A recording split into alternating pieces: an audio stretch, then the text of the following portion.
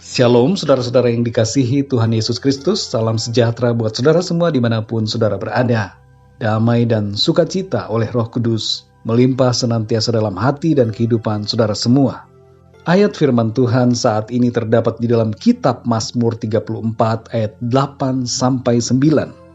Tertulis demikian: Malaikat Tuhan berkemah di sekeliling orang-orang yang takut akan Dia, lalu meluputkan mereka. Kecaplah dan lihatlah betapa baiknya Tuhan itu. Berbahagialah orang yang berlindung padanya. Saudara yang dikasihi Tuhan, fenomena virus corona menunjukkan adanya ketakutan yang melanda bumi. Orang-orang takut pada kematian. Kematian menjadi begitu menakutkan. Kita semua, tua atau muda, seharusnya tidak takut pada kematian, karena Tuhan Yesus telah menyediakan hidup kekal kepada kita semua yang percaya kepadanya. Dalam Mazmur 34 ayat 8-9 dikatakan, Malaikat Tuhan berkemah di sekeliling orang-orang yang takut akan Dia, lalu meluputkan mereka.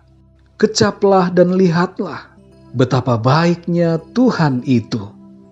Berbahagialah orang yang berlindung padanya.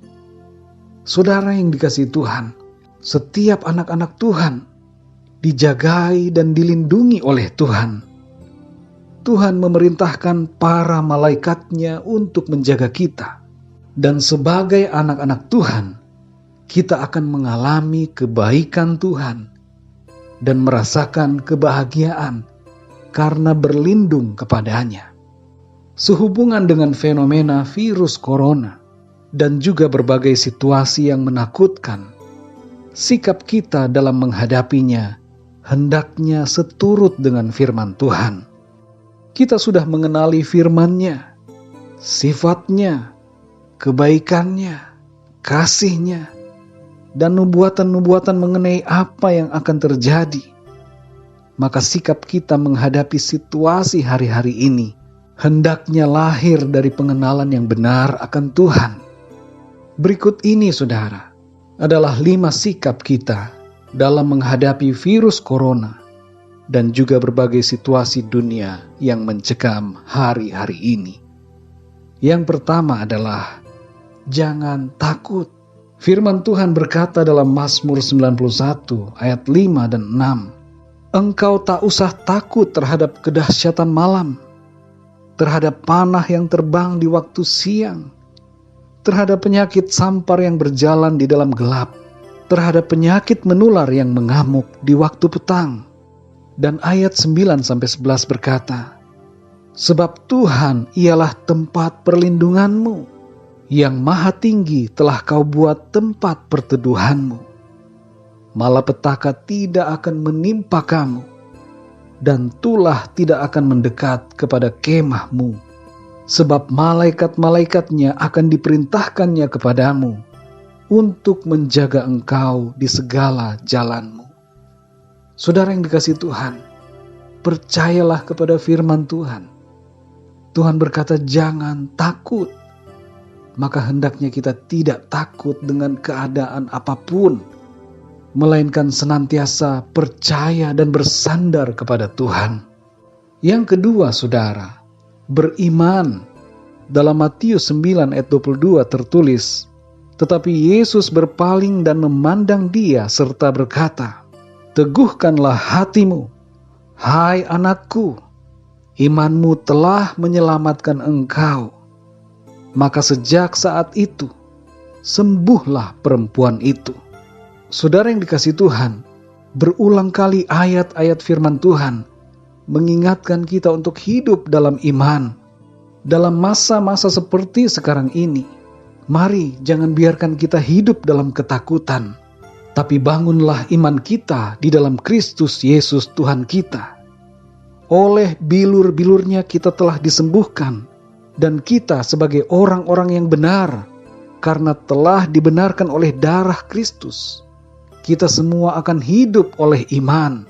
Hidup kita terpelihara karena iman kita di dalam Kristus. Jadi saudara yang dikasihi Tuhan, Jangan biarkan diri kita terombang-ambing dalam kebimbangan, dalam ketakutan, dan jangan biarkan iman kita lenyap di tengah-tengah situasi yang mencekam hari-hari ini. Saudara yang dikasihi Tuhan, miliki iman di dalam Kristus. Percaya sungguh-sungguh Tuhan memelihara hidup kita, saudara, dan meluputkan kita dari segala sakit penyakit. Yang ketiga, saudara, berdoa. Dalam Lukas 18 ayat 7-8 tertulis, tidakkah Allah akan membenarkan orang-orang pilihannya yang siang malam berseru kepadanya? Dan adakah ia mengulur-ulur waktu sebelum menolong mereka?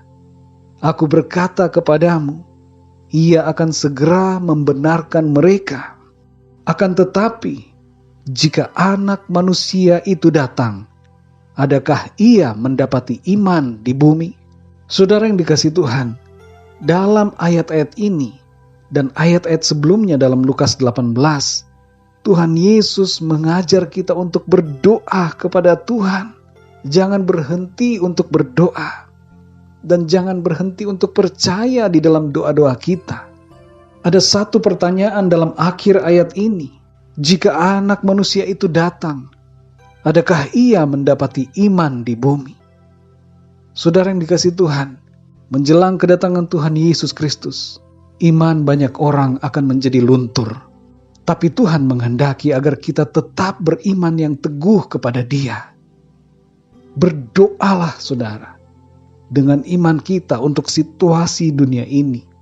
Berdoa untuk pemulihan, berdoa untuk kebangunan rohani, berdoa untuk keselamatan bangsa-bangsa di dunia ini, berdoa untuk bangsa Indonesia, dan berdoa untuk bangsa serta negara di mana kita berada. Saudara yang dikasihi Tuhan, sesungguhnya apa yang terjadi hari-hari ini merupakan tindakan Tuhan untuk mengerjakan keselamatan bagi semua orang. Menjelang akhir zaman, Tuhan akan mengingatkan semua orang untuk takut akan Tuhan, kembali sadar akan dosa, dan hidup untuk kebenaran. Yang keempat, saudara, berbagi. Dalam Efesus 4 ayat yang kedua, dikatakan, hendaklah kamu selalu rendah hati, lemah lembut dan sabar. Tunjukkanlah kasih-Mu dalam hal saling membantu. Saudara yang dikasihi Tuhan, jangan ikut-ikutan memborong semua barang kebutuhan dasar di toko-toko.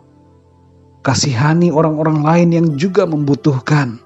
Tindakan semacam ini menunjukkan sikap mementingkan diri sendiri dan tidak peduli kepada sesama. Kalau kita dipercayakan kekayaan oleh Tuhan, maka pakailah kekayaan itu untuk memberkati orang-orang lain yang membutuhkan.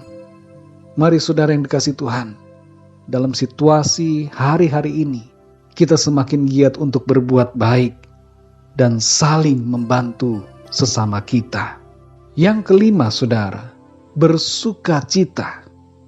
Dalam Roma 12 ayat yang ke-12 dikatakan, bersukacitalah dalam pengharapan, sabarlah dalam kesesakan, dan bertekunlah dalam doa. Dalam segala keadaan, baiklah kita selalu bersukacita. Di dalam pengharapan, bersukacitalah di dalam Kristus, saudara. Mari saling menguatkan satu sama lain dengan firman Tuhan, dan percayalah kepada Tuhan Yesus Kristus yang menjadi jaminan hidup kita di bumi ini dan di sorga. Jangan kita takut, karena Tuhan yang memegang hidup kita dalam tangannya. Berjaga-jaga tentu perlu, saudara, kita lakukan.